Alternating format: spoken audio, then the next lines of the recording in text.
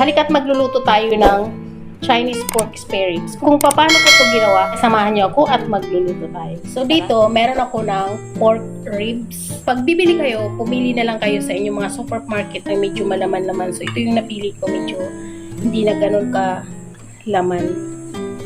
Yung mga ganito malaman. At dito nagpakulo lang ako ng water. So ito kumulo na.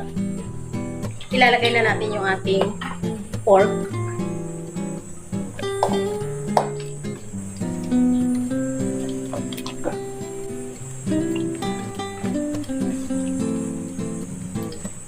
Hahaluin lang natin.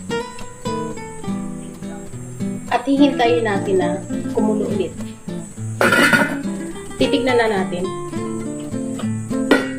At kapag ganito, kukunin natin yung iskoma.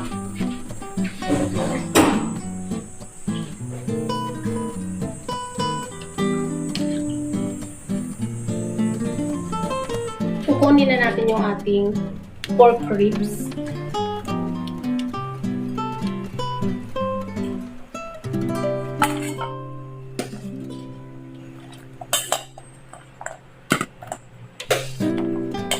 At dito sa ating pan, maglalagay lang tayo ng kunting cooking oil.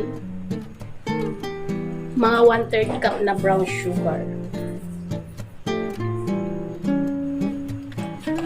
I-caramelize lang natin. Halo-haloin lang natin hanggang sa mag-caramelize yung ating sugar. So ito na, nag-start na siyang mag-caramelize. Hintayin muna natin na lahat ay na-dissolve. At ilalagay na natin yung ating pork.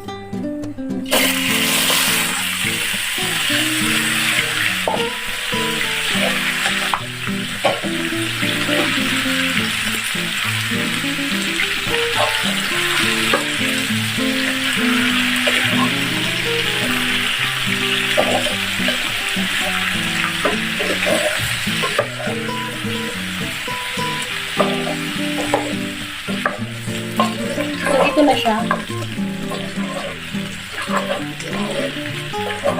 Ayan pa natin ito ulit at ma-absorb na yung ating sugar.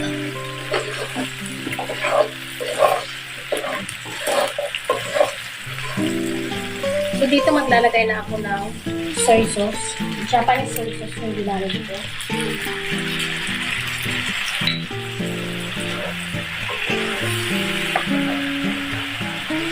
Maglalagay din tayo ng oyster sauce. Mga 3 tablespoon. Hahaluin lang natin.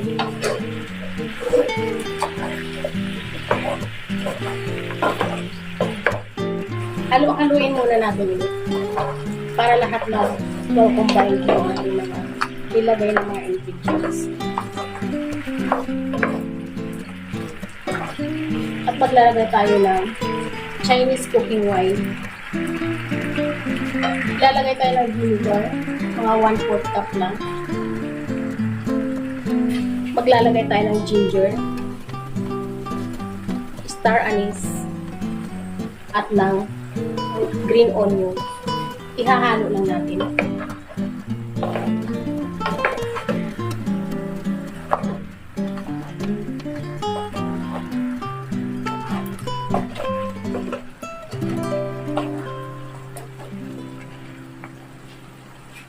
At maglalagay tayo ng mga 1 cup ng water.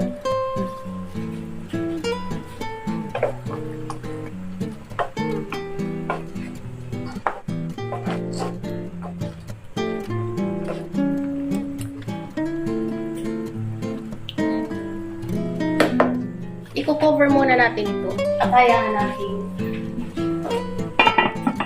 Lutuin natin sa medium to low flame.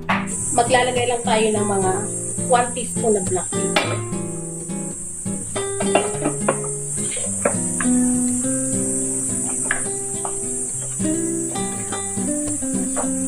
At i-cover ulit natin ito.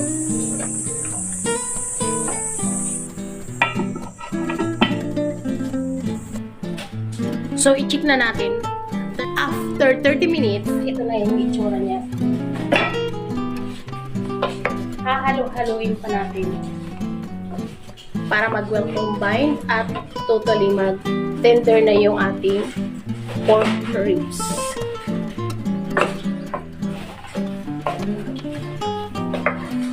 Continue cooking pa tayo ng another mga ilang minutes pa.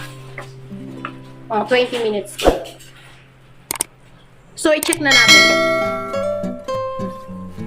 Ito na nga, mukhang kailangan na lang natin hintayin na ma-thickened yung kanyang sauce. So, lakasan ko na ng apoy para mag-evaporate na yung sauce. At kukunin na natin yung mga ingredients natin. Kukunin natin yung ating star anise, yung ating green onions, yung ginger,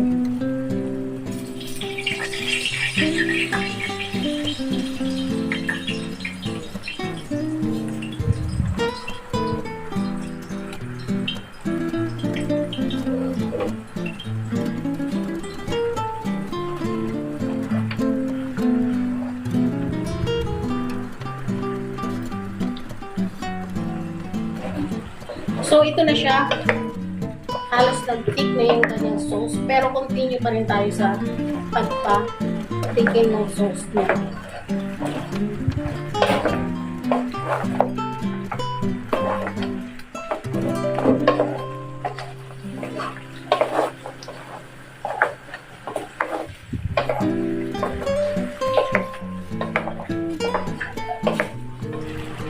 Okay na to.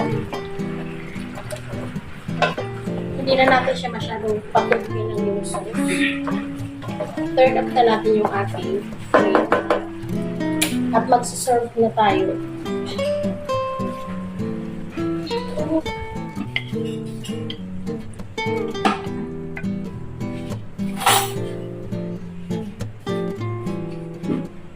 Maglalagay tayo ng sesame seeds sa top. Ng spring onions.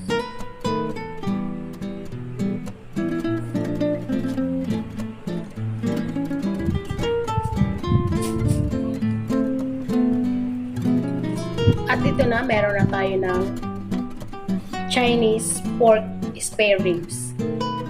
So ayun guys, bago tayo magtapos, kung ikaw ay bago sa aking channel, please subscribe, pakiring the bell para every time na nag-upload ako ay mano-notify ka. At pag-follow ko sa aking Facebook page, Hilda Kitchen Vlog.